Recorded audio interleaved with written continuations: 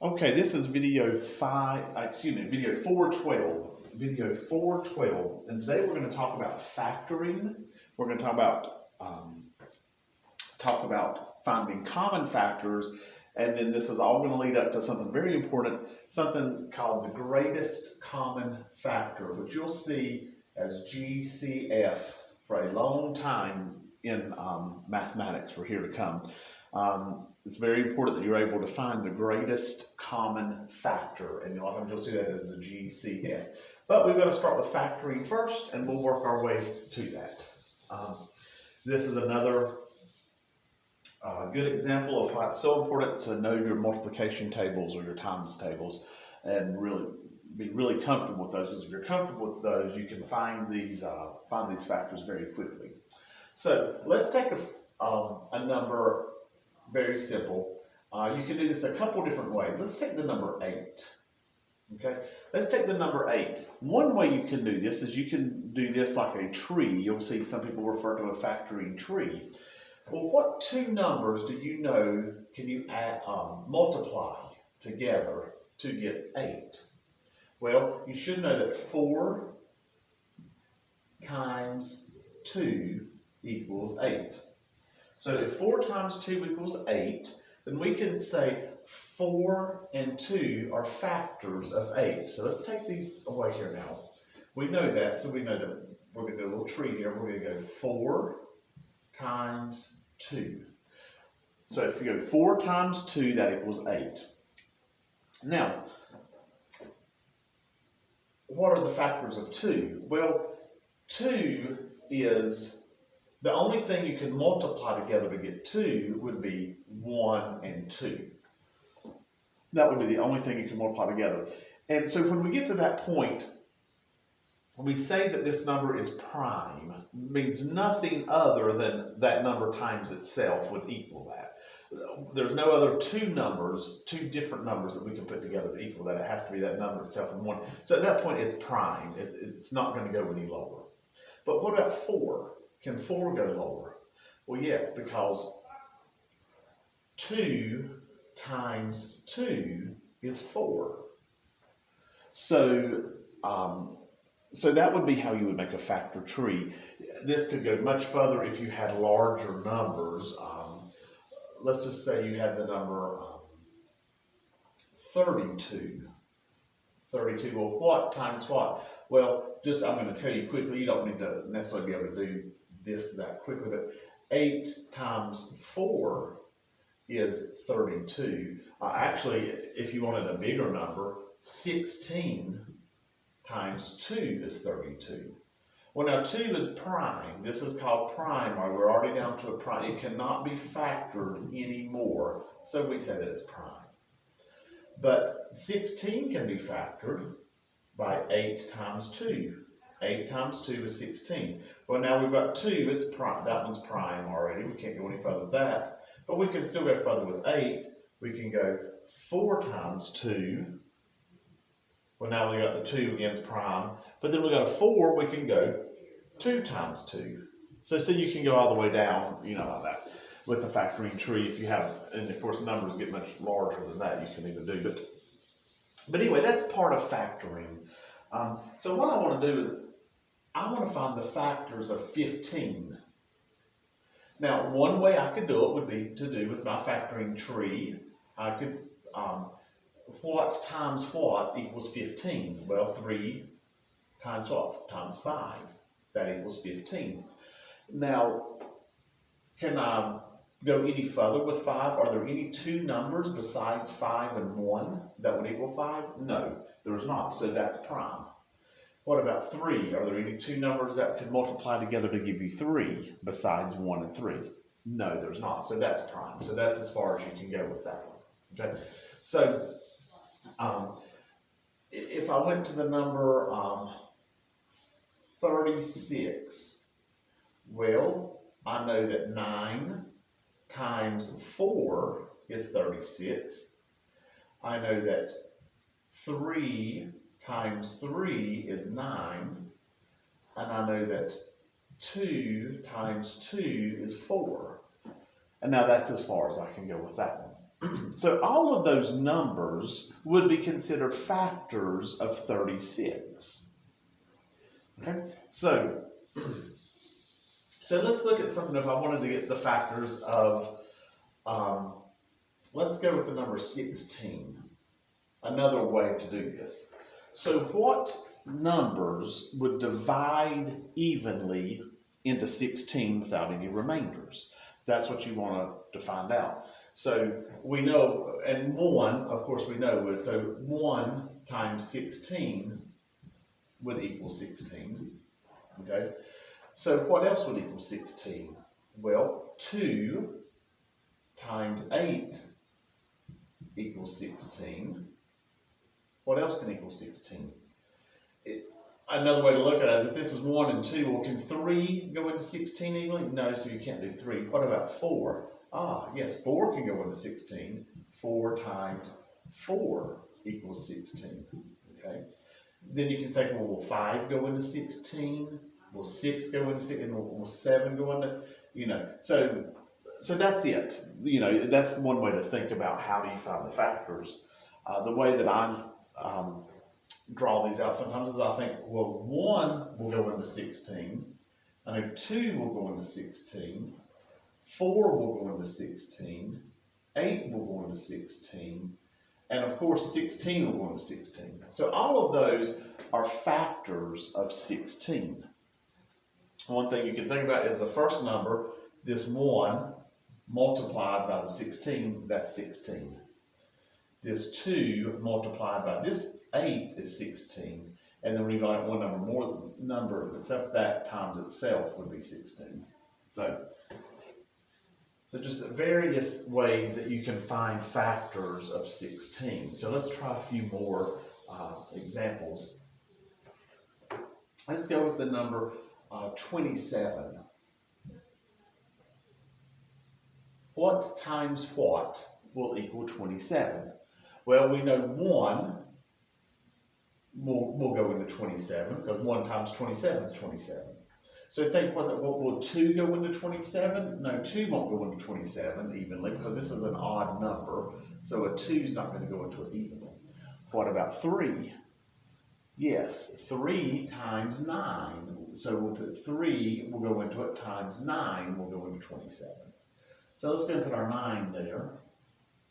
And then we'll put our 27 there. And those are the factors of 27. Nothing else will go evenly into 27. So those are considered the factors of 27. So let's look at a couple other things that we can do with this now that we know how to find factors.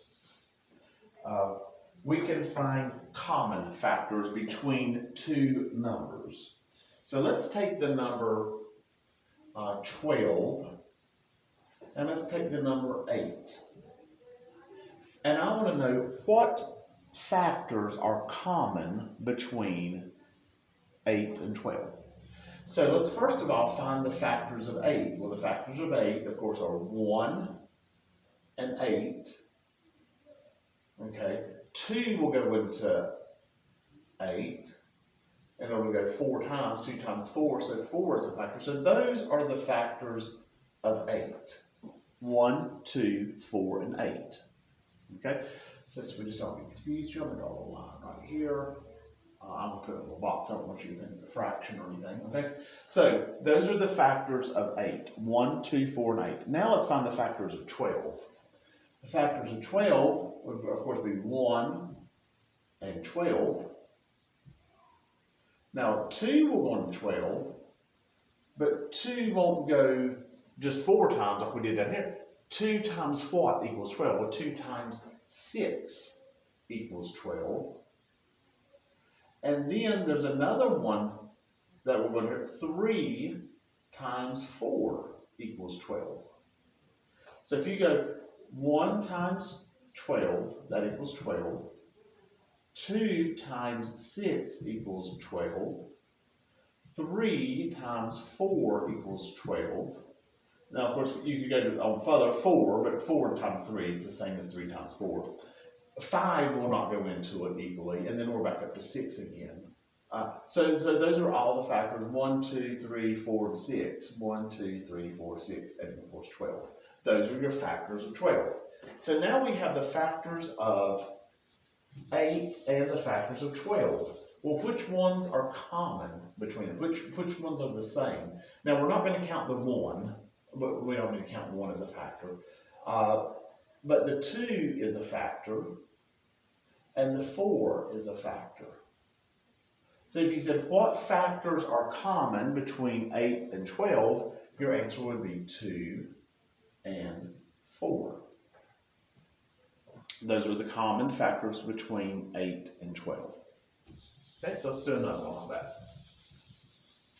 It's very important that you're able to find these factors and figure out which ones are in common between the two.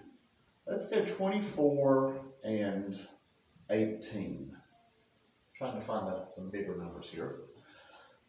So the common factors of 24, well, 1, of course, times 24. 2 times 12. 3 times 8. And 4 times 6. Okay, that's the way I just think the lowest number, and I figure out what they are. Now, you can do it different ways. You can draw your factoring tree if you wanted to. But if you do your factoring tree, if you could miss one, like if, for example, I could go 24, and I could go, well, what goes into it? Well, I know 8 times 3 is 24. Okay, and then I know that 8 could break down to 4 and 2, and then I know that 4 breaks down to 2 and 2. So then I would think, well, there's my factors of 24, which is true, but that's not all the factors of 24. So the factoring tree is not necessarily the best way to find all of your factors, because you could miss some, and we obviously did miss some here. You would have to make sure that you started with your biggest number, which would be 12 and 2, and then 12 breaks down to, you could break 12 down to 6 and 2 or 3 and 4. But no matter, and then this will break down to 2 and 2. No matter how you broke it down, though, you're still going to leave out one. You don't have your 6 in here anywhere. So it's easy to leave out one when you're doing the factoring tree. So that's not the best way to find all of your factors. You can find some factors that way. Later on, there's a reason to do the factor tree to get your what we call prime factorization, but that's on down the line. So anyway, so the factors of 24 are 1 times 24 equals 24, 2 times 12 equals 24, 3 times 8 equals 24, 4 times 6 equals 24. So those are all of the factors of 24. And we've got them all here. There's the 1, the 2, the 3, the 4, the 6, the 8, the 12, and the 24. So we've got all of our factors of 24 there. So now let's go back and let's find our factors of 18, because we want to find out what's common between here. Well, the factors of 18 are 1 and 18, and then 2 and 9, and 3 and 6. So those are the factors of 18. If you took 18, you get 1 times 18, that equals 18. 2 times 9 equals 18. 3 times 6 equals 18. Well, if you go to 4, well, there's nothing times 4 that would equal 18 evenly. So those are all of the factors of 18. We've got all there, 1, 2, 3, 6, 9, and 18. So there's all of our factors. Now, which ones are common? Because the question was, what is common between 24 and 18? And what is common would be the 2. The 2's common. The 3's common. Now, 4's up here, but there's no 4 here, so 4's not a common one. It's not common. It's not in both of them. 6 is in both of them. So you are 6. We have an 8 here, not here. We got a 9 here. It's not there. A 12 and 8. So that's it. That's all of our common factors. There's only 3 there's 2, 3, and 6 would be your common factors between the numbers 24 and 18. Now, the next thing we're going to learn, I said we're going to do the GCF, which stands for greatest common factor, which means the largest or the biggest common factor. Well, that's real easy to find now. It would obviously be 6. This is the biggest factor that is common between these two numbers. So that's how you find the greatest common factor. You just find the common factors between the two numbers, and whatever the biggest number is between those two numbers would be considered your greatest common factor. So let's do one more like that, and I think that you'll have some assignments to work on this and practice, and you'll find this is kind of fun to do. So let's take the number, let's take the number, a little bit bigger number. Let's go with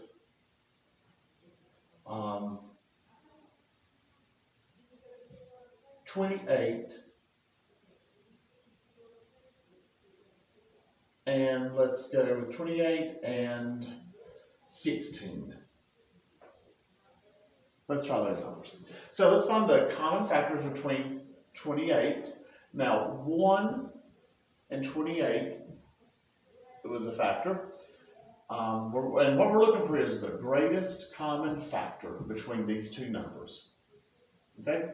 So 1 and 28, now this might be a little tricky for you, may not know this, but the number 2 will go into 28 evenly. Now if you're not sure of that, you can just do your little division problem. 2 will go into 28 how many times? Well, 2 will go into 2 one time. 1 times 2 is 2.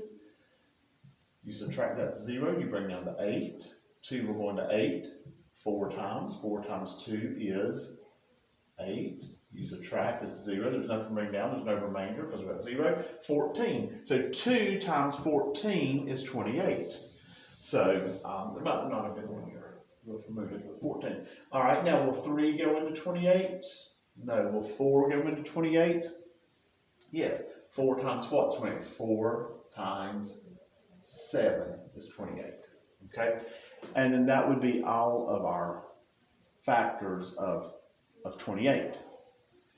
Now, 16, 1 times 16 is equals 16. 2 times 8 equals 16. And 4 times 4 equals 16. Now, you don't have to put the 4 in there twice because we're not actually multiplying these out. We're just listening to what is a factor, what numbers will go into this number evenly. All of these numbers will go into it evenly. So now, what's common between these two? Well,